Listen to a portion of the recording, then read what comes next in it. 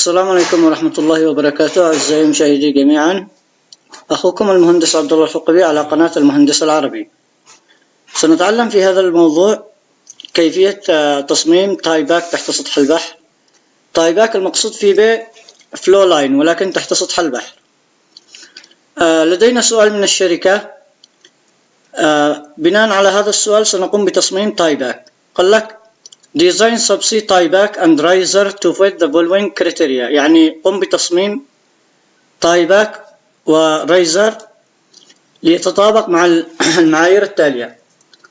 المعيار الأول إنه معك الناتشورال ريت 14,000 ستوك تانك بريل بير داي. قال لك اجعل هذا يعني الإنتاجية الطبيعية، يجعل تصميمك يتوافق إذا نقصت الإنتاجية إلى 8,000 ستوك تانك بريل بير داي، أو إذا زادت الإنتاجية إلى 16,000 ستوك تانك بريل بير داي دون حدوث أي مشاكل يعني. ويجب أن يكون الأوتلت بريشر، يعني يجب أن لا يتجاوز 400 PSIA، يعني لا يقل على 400 ضغط الخروج. وإنه الأنابيب المتوفرة لدى الشركة هي هذه الأنابيب الموضحة بالجدول التالي. قال لك careful about cost، يعني يجب أن تكون حذر بشأن التكلفة. الموضوع هذا طويل جدا، ولذلك سأقسمه إلى 2 فيديوهات. في هذا الفيديو سأوضح لكم كيفية بناء النموذج أولا، وفي الفيديو التالي إن شاء الله سنبين كيف نطبق هذه المعايير المطلوبة من الشركة لتصميم فلو لاين تحت سطح البحر، يعني نضبطه كما هو مطلوب منا.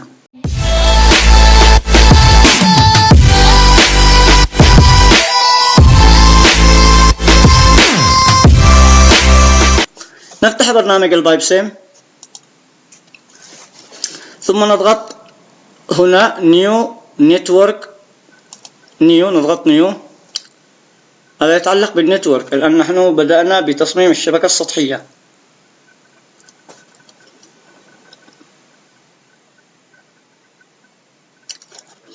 إذا نبدأ ببناء النموذج. أولا ننزل سورس، نضغط هنا ضغطة، هذا السورس.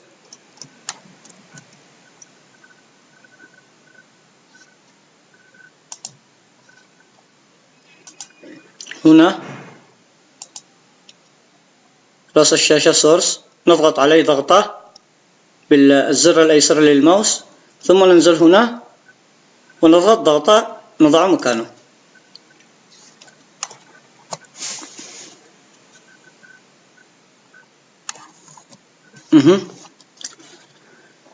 بعدين ننزل جنكشن رابط، هنا ننزله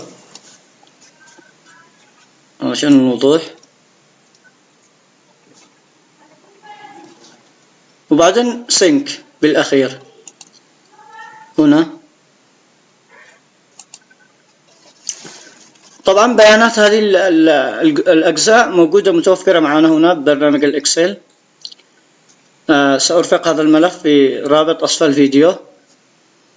بعدما نضيف السورس والجنكشن نقوم بإضافة فلو لاين، نضغط هنا ضغطة.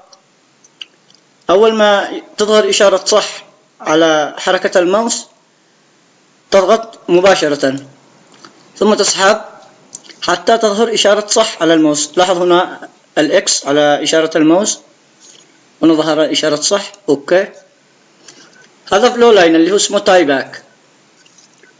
الآن نقوم بإضافة رايزر رافع. ليش ما نضيف فلو لاين؟ لأن هنا يحدث معنا سلاجنج بسبب الانحناء وطول الأنبوب، يحدث معنا سلاجنج، ونحتاج إلى عملية رفع بالغاز لكي نرفع الفلود المتراكم في هذا الأنبوب، ولذلك نحتاج إلى رايزر مزود بصمامات للحقن للرفع بالغاز. الآن نضغط هنا رايزر ونوصل الجنكشن مع السينك. نقوم بتغيير بيانات الأجزاء هذه. نضغط هنا ضغطتين على السورس، هنا نضغط عليه ضغطتين، ونغير اسمه علشان نتعرف عليه بعدين بالمحاكاة. نقول له صب سي ما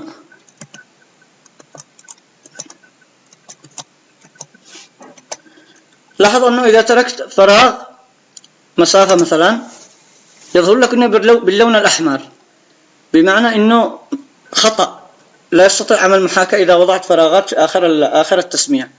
يجب مسح المسافة، ركز هنا جيدا. وبعد ذلك إذا كانت هذه اللائحة موجودة على الشاشة نضغط فقط على الفلو لاين ضغطة واحدة حتى تحل محلها. نغير الفلو لاين إلى تاي باك. بعدين نضغط على الريزر ضغطة واحدة، نغير الريزر.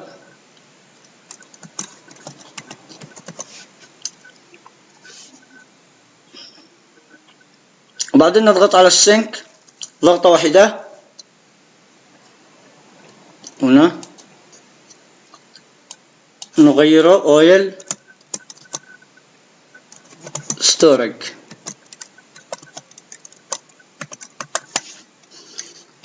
الآن نروح نضبط البيانات حسب ما هو مطلوب مننا. نضغط هنا على السبسي مانيفولد، هنا نضغط ضغطة واحدة نرجع نعبي البيانات. البريشر 1500 BSIA موجودة بالبيانات هنا معنا، بدل من تضيع الوقت. هنا البريشر السبسي مانيفولد، البريشر 1500 BSIA، بدرجة الحرارة 176.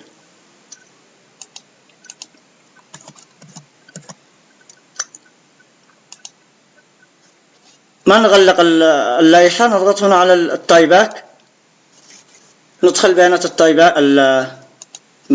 التاي باك كم الديامتر 10.02 موجود معنا بالبيانات. الثيكنس 365.365.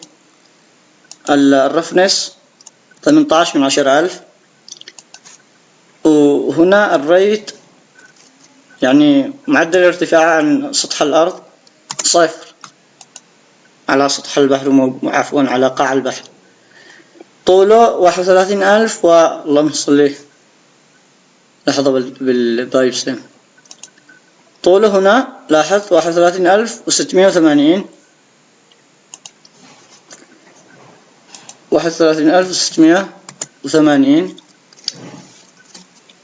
elevation difference 0، يعني ارتفاع على سطح البحر. لاحظ انه نوعه هنا تغيره الى سبسي وليس لاند. يطلب منك مباشرة كم ارتفاعه عن سطح البحر، كم ارتفاع البحر، يعني كم عمقه. 1600 فوت هنا MSL اللي هو مارين سي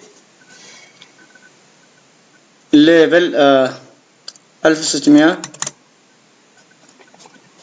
بعدين نغير هنا فوق بالأعلى، هنا نضغط detailed عشان ندخل بيانات الكوتينج هنا. بعدين نضغط على heat transfer.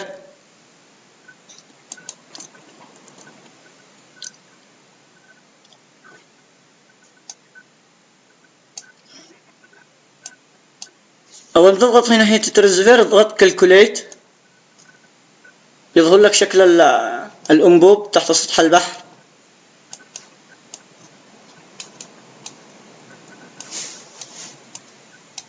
لاحظ الأنبوب هنا ما فيلوش أي غلاف أي سمك تغليف، يعني علشان ما يفقدش درجة حرارة. هذا هنا بنستخدمه بعدين، بنعمل له تصميم كامل السمك اللازم عشان ما تفقدش درجة الحرارة حتى لا تتكون الهيدرات، لأنه هذا النوع المائع اللي بنمر في بول الأنبوب هو مائع، هو غاز يعني. هنا نضغط نيو علشان نضيف الكوتينج. الترمال 0.15 على معدل الفقد بدرجة الحرارة 0.15%. بريتش تمبرتشر يونت BTU. والثيكنس 0.25%. لاحظ هنا أول ما أضغط انتر سيظهر الكوتنج يعني الانسوليشن ثيكنس مباشرة هنا، سيظهر مباشرة هنا على الأنبوب. أول ما أضغط انتر هنا عاد باللون الأحمر، ركز هنا انتر، ظهر الانسوليشن ثيكنس. هذا السمك هو الذي يمنع تسرب درجة الحرارة إلى الوسط المحيط. نستخدمه حتى لا تتكون الهيدرات تحت سطح البحر. لاحظ أن over or outside diameter أصبح 11.25، كان سابقا 10.2 كما هو موضح بالبيانات معنا هنا.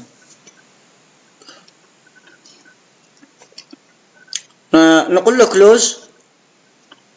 الآن نروح للريزر نغير نفس البيانات. إذا كانت بيانات التاي باك يعني لازم تكون بيانات الريزر نفس بيانات التاي باك بالنسبة للأقطار، حتى إنه الشركة لما جابت نفس الأقطار يقول لك للريزر والتاي باك.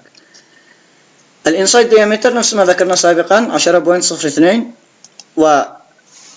والثيكنس 365، الرفنس 18 من 10,000، وبلاتفورم هايت above water line يعني كم ارتفاع منصة الحفر، كم ارتفاعها بالنسبة لسطح البحر. ترتفع 60 قدم. اوكي. الآن هنا نغير، نقول له add 3. هنا 0 ما فيش معنا مسافة أفقية لأنه ريزر عبارة عن خط عمودي.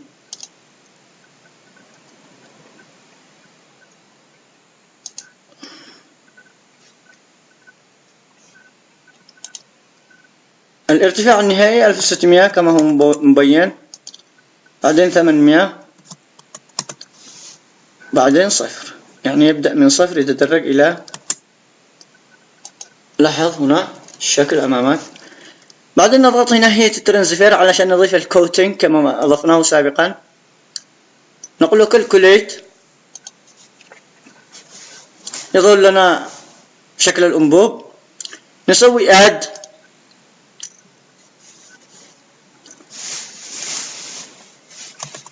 0.15 اللي هي معدل الفقد بدرجة الحرارة 15 BTU، والكوتنج ثيكنس 0.25 نفس القيم اللي أضفناها نوعه هنا ما أضفناهاش بالسابق، نسينا insulation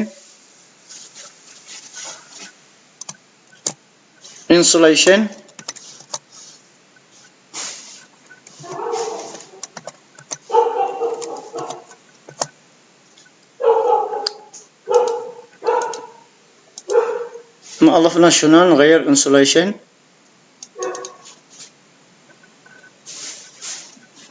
اللي هي ترانسفير، نسجل هنا insulation.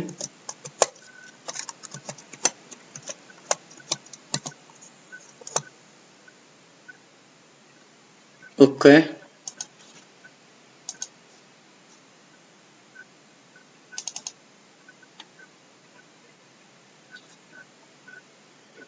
الآن باقي النوع الخطأ، آخر خطأ معنا هنا. لاحظ بالفاليديشن سنتر يبين لك الرقم 1. ايش هو الخطأ الآن؟ نحن لم نحدد نوع المائع. سوف نذهب الآن إلى تحديد يعني إضافة المائع، لأنه معنا مائع غاز. هذا وضحناه في فيديو سابق كيفية إنشاء الكومبوزيشنال اللي هي خارطة المائع. سأظهر لكم البيانات على الشاشة وسيتم إيقاف الفيديو. فلو لاين مانجر، نضغط هنا الفلويد مانجر، نضغط السهم الأسفل علشان نختار كومبوزيشنال.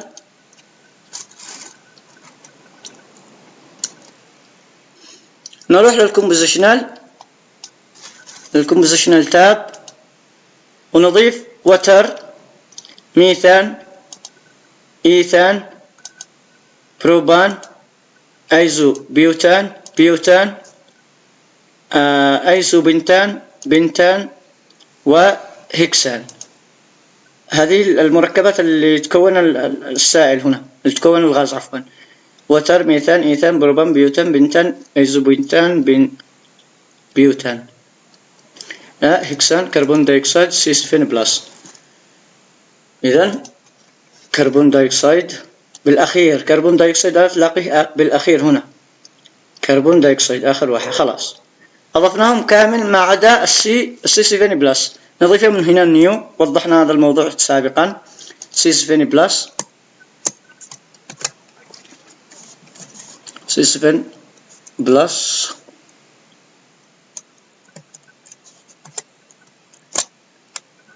فقط نضيف الموليكولار ويت 115 والسبيسيفيك جرافيتي 68 3 يعني 683.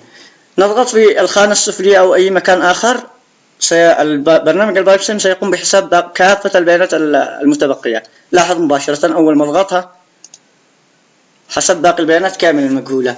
نقول له أوكي، تم إضافة C7. نروح الآن للفلويدز، نقول له نيو، هنا تايباك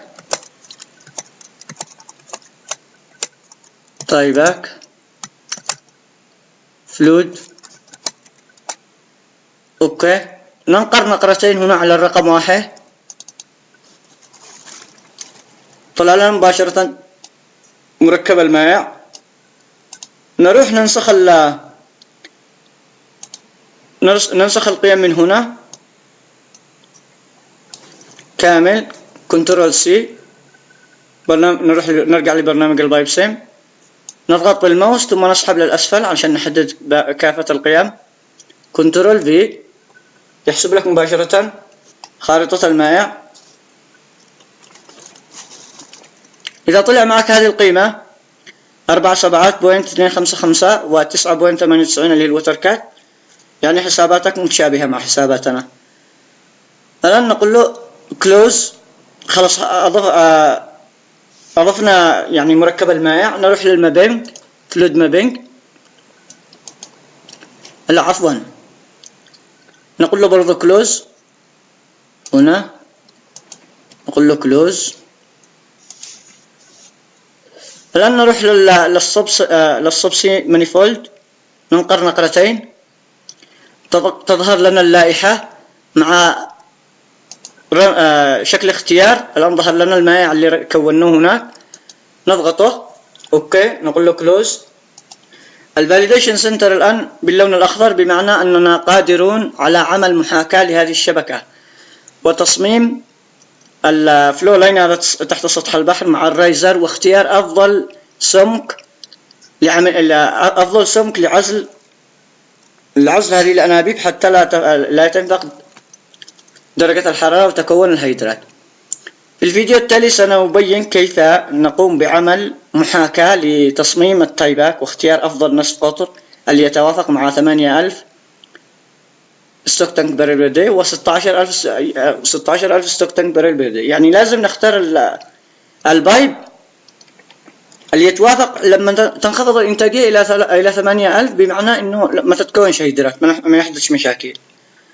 والبايب اللي يتوافق مع 16000 ستوك تانك بريل بير داي، يعني إنه بإمكاننا أن ننتج ولا يحدث تآكل لهذا البايب، بإمكاننا أن ننتج 16000 ستوك تانك بريل بير داي ولا يحدث تآكل للبئر للأنبوب. نكون هنا الآن. قبل هذا كله لازم تعمل سيف تايباك، نسميها تايباك،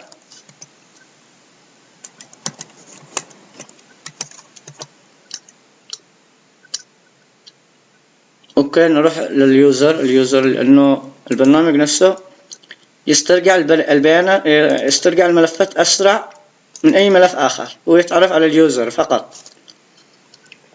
إذا لاحظت تعليق بالجهاز أو ما تعرفش على الملفات اللي تضيفه، لازم تنقله إلى قرص اليوزر. هنا المهندس العربي بايبسيم وورك، سميها المهندس العربي طيب